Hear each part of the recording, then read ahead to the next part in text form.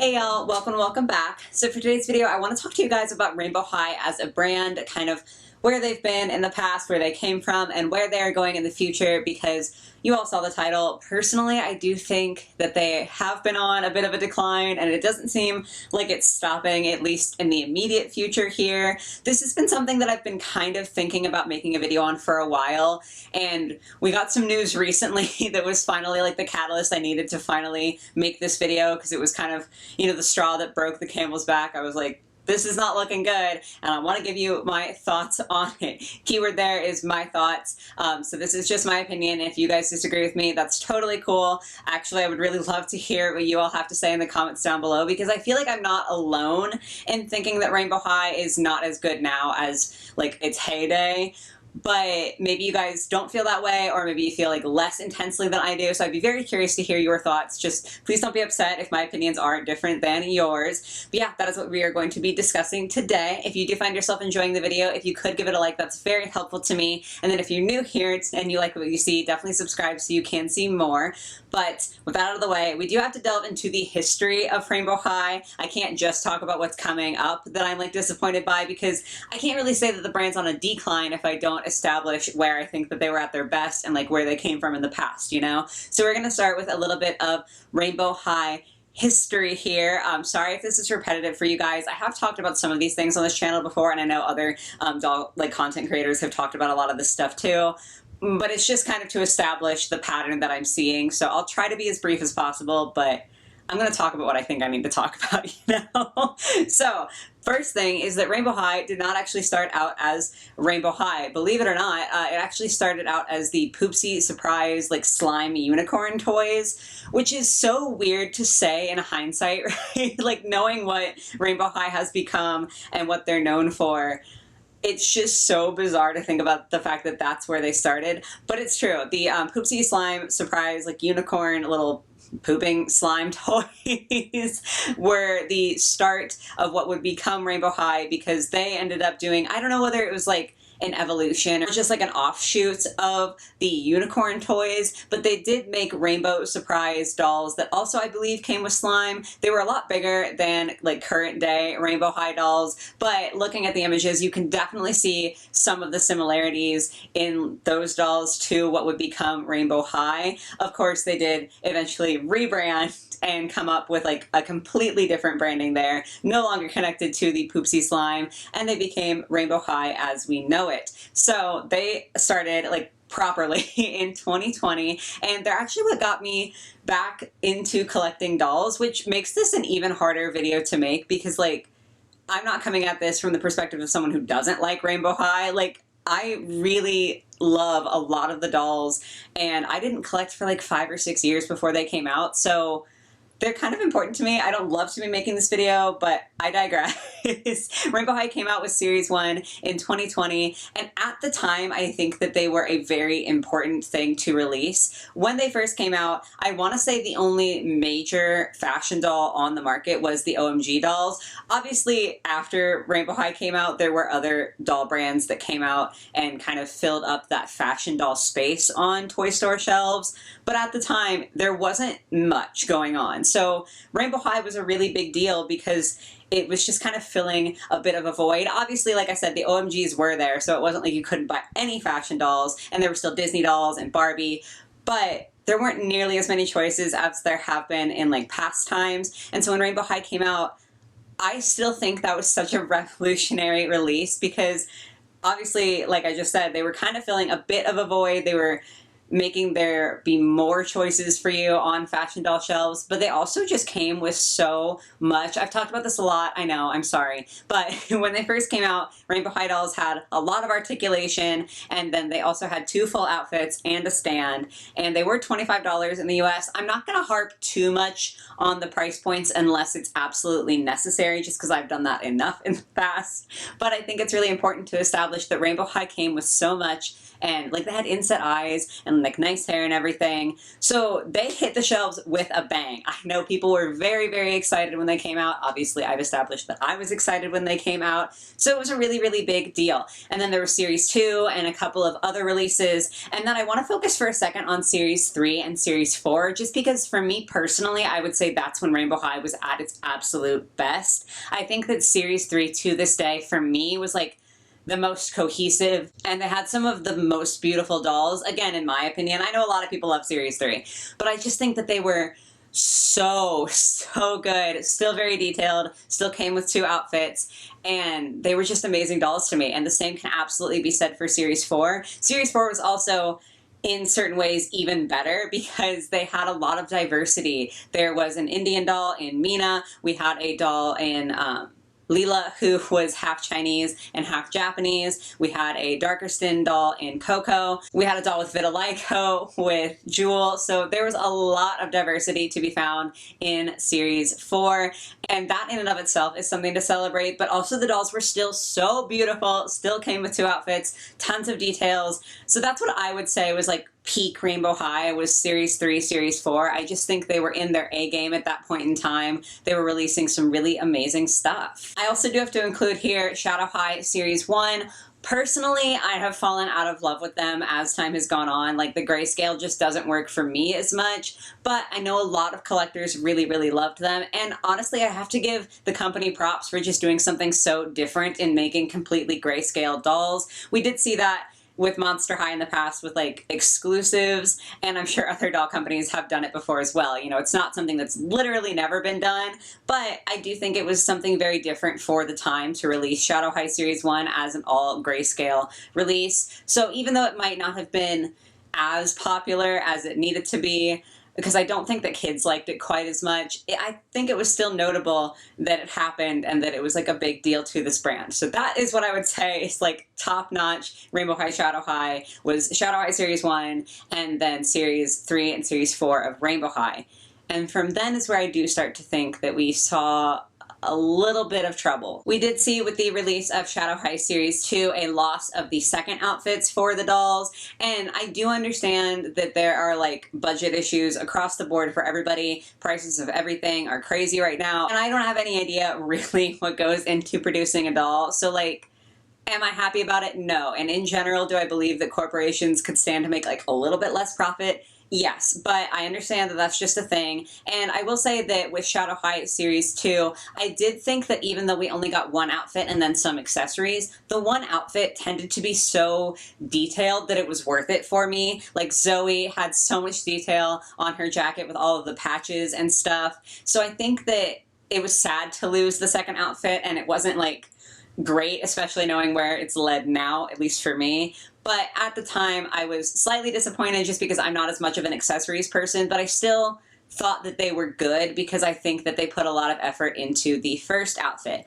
Then we had Rainbow High Series 5. I know a lot of people loved a lot of those dolls. I did love a couple of them. I loved Victoria, and then I loved Michelle. I think those were great dolls, so I'm not trying to like trash them at all, but for me personally, as a line, as a whole, it was just a little bit less exciting. And we did see a lot of the same accessories that we got with Shadow High Series 2, obviously recolored to fit each doll. But we were seeing a lot of repeat accessories, and I know I was disappointed in that just because if you're going to give me accessories with a doll in lieu of a second outfit, I would love for them to be more personalized towards that doll instead of just, oh, here's the 3rd hairdryer, or here's the 5th makeup palette, or whatever.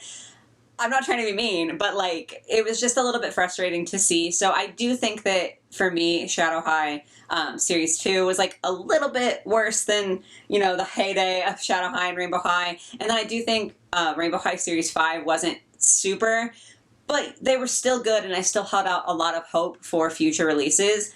But I also have to note that that was pretty intensely where my interest started to fade. I have gotten a few comments of people asking if I even still collect Rainbow High or Shadow High dolls just because I don't post about them nearly as much.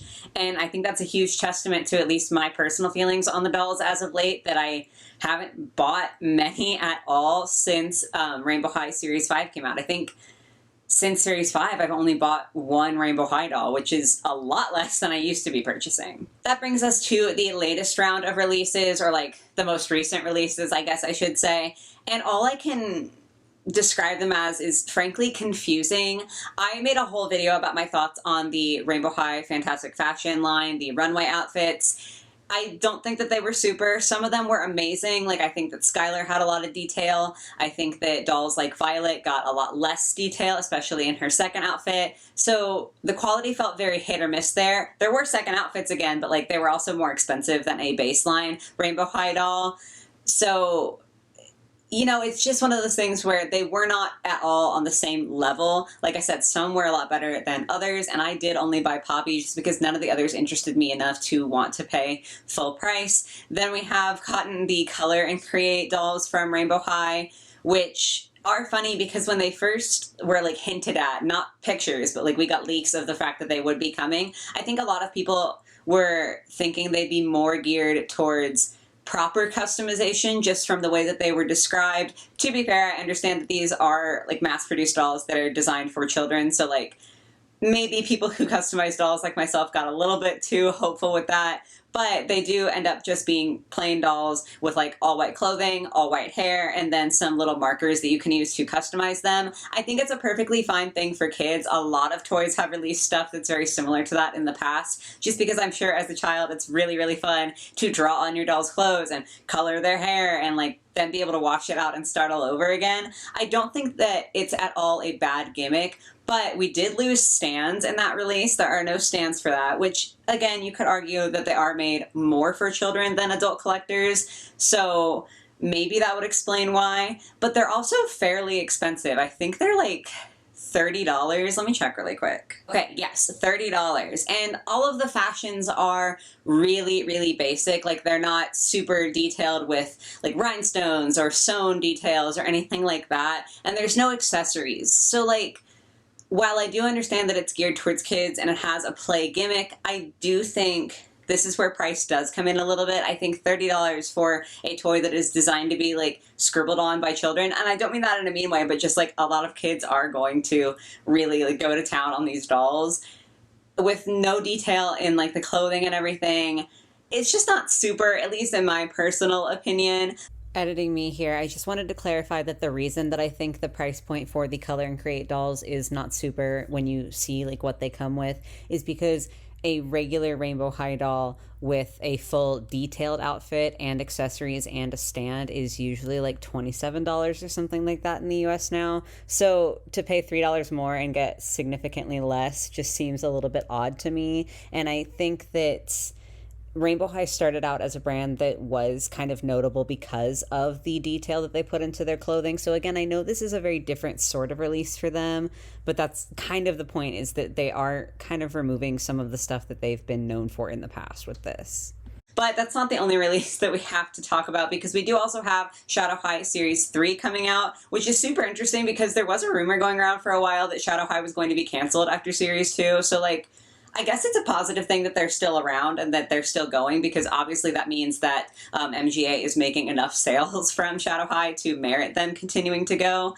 But again, this is like a line that I just find super, super confusing, because some dolls seem to have so much detail. It's like almost unbelievable. The Berry Skies doll has kind of a similar vibe to Zoe from Shadow High Series 2, and there's so much detail on her outfit. Aside from her just having a really nice face, she's got this whole like circuit board style corset and then a skirt that has like CDs in little slots. I don't know, because I haven't seen any reviews or anything of her, and I haven't seen her in person. I don't know if the CDs come out, but they are like 3D. They're not just an image that's printed on there. So there's an insane amount of detail in this doll, and we are also seeing unique accessories with each of the Shadow High Series 3 dolls. But on the other hand, you have some dolls like the boy doll Oliver, who just has a little bit less detail in general. He's got some layers to him, so I'm not saying he's like a bad doll, but he is just like slightly less detailed than Berry is. And even amongst the girl dolls from this lineup, there is Scarlet Rose, who I understand is meant to have like a slightly more casual style. She's just wearing like a hoodie and then some pants, and her pants do have little zippers on them.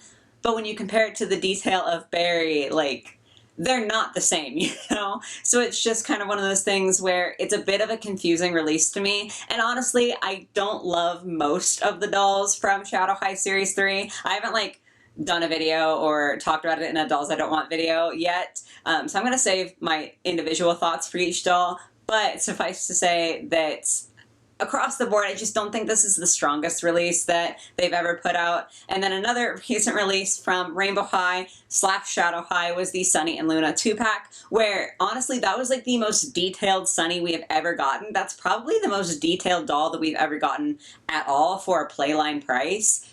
I mean, I guess I should say half Playline, because I want to say they're like $50 to $60 depending on where and when you get them. But the Luna doll doesn't have nearly as much detail. And again, they are at a much higher price point. So I think that to sum up where we've been in the past before we get to what's coming in the future and what made me make this video, I do think that when Rainbow High first started out, they were exemplary dolls, especially when you consider what else was available. Barbie at the time was not super detailed at all. Hasbro still had the Disney license, so a lot of the Disney dolls were not particularly exciting on a Playline level. That's not to say all of them, but just like a lot of them. OMG was still going strong, but like Rainbow High had a lot of detail and a lot of accessories for the time. I think they peaked in Series 3 and Series 4. I think that they were just really, really good. And since then, personally, the releases have been getting a lot less exciting, like significantly less exciting, but I understand that there is some degree of bias there because not everyone shares my opinions. I think it's pretty safe to say, though, that the quality as well as just the design and what you get with each doll has been very hit or miss since then, like since the peak, you know? And that brings us to the future. So I'm going to be referencing the image that I have from Instagram from Ashton.Silverstone of what's going to be coming in the future for Rainbow High. This does seem to be kind of a soft reboot, and by that I mean it's not like the Monster High G3 reboot, for example, where they didn't make dolls for a period of years and then they're coming out with a brand new style, brand new branding, brand new show, brand new everything. It's not like that. It's just kind of like a soft reboot where they've been making the dolls pretty consistently and they're just doing a little bit of tweaking here and there. It seems, obviously we don't have images of the dolls, so like I'm assuming that they're not going to be super, super different, but this is what we're going to be getting in the future. We have a Rainbow High Classic line, which is like most of the original set of dolls, but instead of Poppy, it looks like there's an Amaya. That could change. There could very well be a Poppy, and people just haven't been able to find any information on her yet. But these are going to come with a pet in a glitter look, new outfits, and then accessories and glitter powder. Not really sure what that means yet. I think the addition of a pet is very interesting just because I think for kids, maybe they like it. I don't have a lot of young children in my life personally, so like I'm not super in the know in that regard. I know collectors tend to not love pets just because most of us would rather get something else. I'm not saying like I personally hate pets. For Monster High, I think the pets are really cute, but like for Barbie Extra, I think the pets are really unnecessary. I think it very much depends on the execution, so that kind of stands to be seen with Rainbow High, but I do think the inclusion there does signal that they are aiming a little bit more towards kids with this one. Not to say that they're not always, but like I think some of the Rainbow High dolls in the past have been something that was directly aimed at both kids and collectors. The inclusion of a stand in and of itself, I feel like hints at that, but just the quality of pieces and the amount of detail, I think MGA was really trying to capture both audiences with Rainbow High, and I think having the pet and then whatever the glitter powder will be does hint at a bit of a more play-focused doll, so something that's maybe made more for kids. Obviously, collectors can still enjoy it. Like, I'm not here to judge you if you like it, but I'm just saying I think that maybe that's where their market focus is going. Then we have a Rainbow High Swim and Style line. So far we know of Sunny and then Skylar and Violet who are going to be getting dolls. This is very strange to me because Rainbow High did have something that I glossed over in my like history recap, just because it wasn't pertinent until now, Pacific High, which was like kind of another offshoot similar to Shadow High, and it apparently did really poorly because it got canceled. Like they just never did anything else with Pacific High or any of the characters there. So I think it's interesting to do another swim line, but have it not be Pacific Coast High. I don't really know. I get that, again, this is probably a soft reboot, so like maybe that's why they're not going back to that. But it is just a little bit strange. Then we have a Rainbow High Junior High PJ party. I have never really been a huge fan of the junior high dolls. I tried to get into them with the first release, and for me, the quality was really bad, so like, I don't really have much to say about that. Allegedly, we are getting fashion packs again. Another little bit of history that I skipped over was that Rainbow High did release blind box, shoe, and then bag boxes that you could buy for $10 a piece, and I ranted about that so many times because, like, it's just a stupid price. You don't know what you're getting, and you're going to spend $10 on one pair of doll shoes or one doll purse? Absolutely not for me.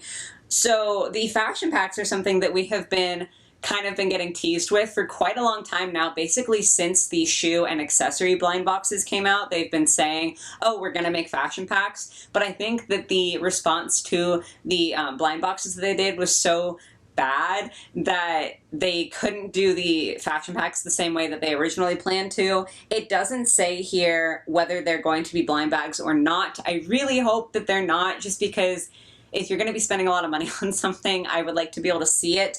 We also don't have a price, so I'm a little nervous about the price. I'm hoping that it's slightly more reasonable, but I just think it's interesting because this is something that we've been getting teased with and they've never followed through on it, so I'm interested to see if they actually do.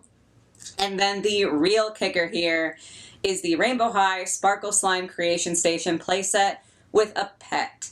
So that one scared me a little bit.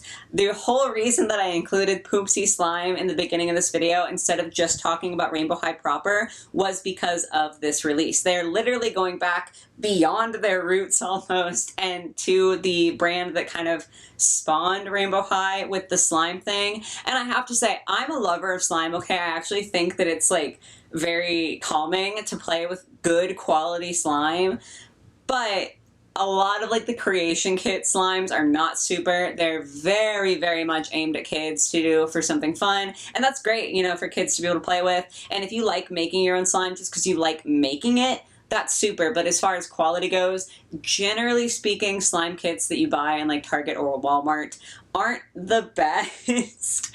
And it just makes me nervous to see the slime creation kit with the pet. We don't know that it's going to come with a doll. It doesn't say it is, so like I'm guessing that it's not. It's a bit worrying to me because I do feel like Rainbow High is getting further and further away from what I personally consider their peak and what I think a lot of other people also consider their peak. Clearly I am coming at this from a collector perspective, so like maybe kids are going to love this much more and maybe it's going to make MGA a lot more money, and so that's what they're going to do. But from a collector perspective, this is a lot less exciting, just a lot less something that I'm inclined to be interested in, and I feel like there are going to be a lot of other adult collectors who feel the same way. And it's just kind of nerve-wracking for me because I do think that when they first came out, like I said, Rainbow High was something that could very easily be enjoyed by kids when it was $25 a doll. I think that's a reasonable price for parents to pay for a doll for their kids, especially with everything that it came with. And it also was something that was detailed enough and quality enough to appeal to collectors like myself. So I think Rainbow High started off really strong and they kept getting better for a while, and then there's just been worse and worse and worse. Now, I do think there's a couple of reasons for this. Obviously, like, pricing does come into play at this point here, and I know I said before, like, the whole inflation thing, I don't want to get super, super deep into that, but I will say that I think the prices that Rainbow High has put on their products in the past has contributed to a bit of an issue at this point in time, because they started off being so budget friendly, and then with having to raise their prices, it kind of ended up being a situation where they shot themselves in the foot because they started off where you get so much for so little, relatively speaking, you know? And then as they kept going, you would get releases that were really expensive, or you would get releases that are more expensive, but you get the same amount that you got previously. And then there also have been some collector dolls, like Roxy Grand, for example, that was very expensive and, like, didn't seem worth their price at all to a lot of people, myself included. That's not any shade if you like Roxy. I'm just saying they did have some collector-focused releases that I don't think did super, super well because they were so expensive for what you got. And I am a bit afraid that that collector response to the, like, dolls that are intended for collectors has made MGA and Rainbow High want to move away from aiming at collectors a bit, just because they don't feel like they can get the money they need out of collectors for like what they're willing to make at a certain price point. I hope that makes sense. The other thing that I think is probably not helping is just the sheer amount of characters that Rainbow High has introduced. You will have seen on the images from like what's going to be coming in the future, there are a lot of dolls for the kind of main cast with like Ruby and Sunny and Poppy and Skylar and all of them, right? They're getting a lot more dolls. They've also gotten more dolls historically than any other character, but this was actually like a whole separate thing that I thought about making a video on, and I didn't do it, and so now we're just kind of putting it in here.